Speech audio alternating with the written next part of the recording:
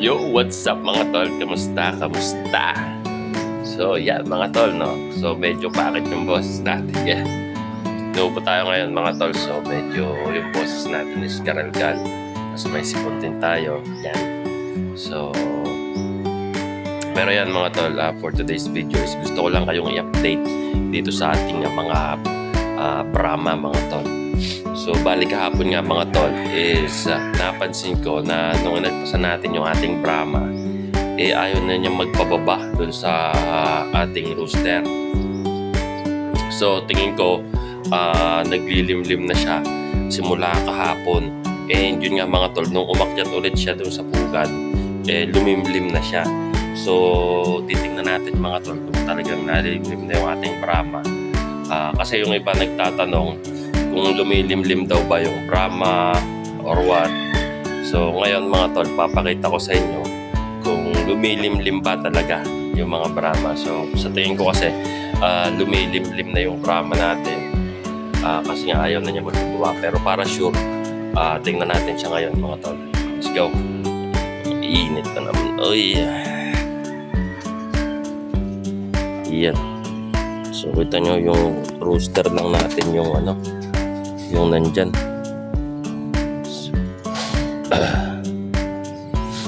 So, siguro nalimlim na talaga itong ating Brahma mga tol. Sabi ko nga para sigurado tayo, titingnan natin. I-check natin kung talagang lumilimlim na siya.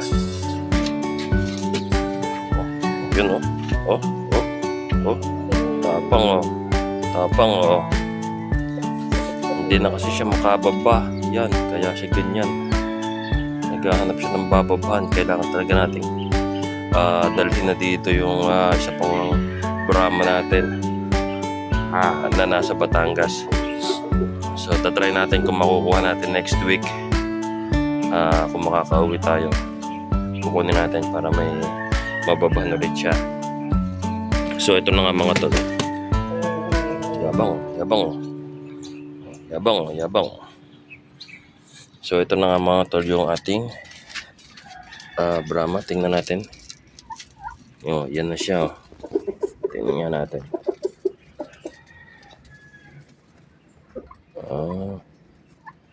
So tingin ko lumilimlim na talaga to mga tol. Kasi kahapon pa siya dyan hindi na siya lumalabas. Pero hindi siya yung humuhuni. Nakalabas tuloy yung rooster.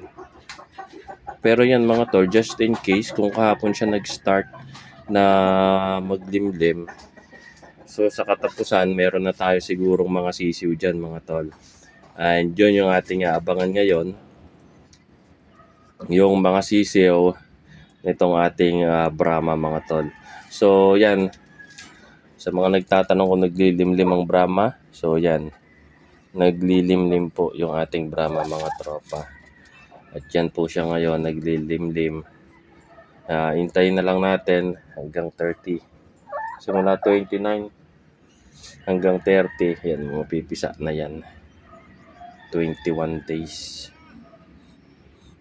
Ayan. Okay, sulit.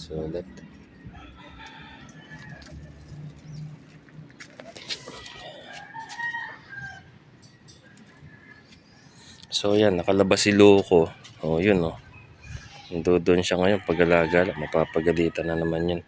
So yun lang yung update natin ngayong araw na to mga tol. Sayang nga lang kukunti yung itlog niyan.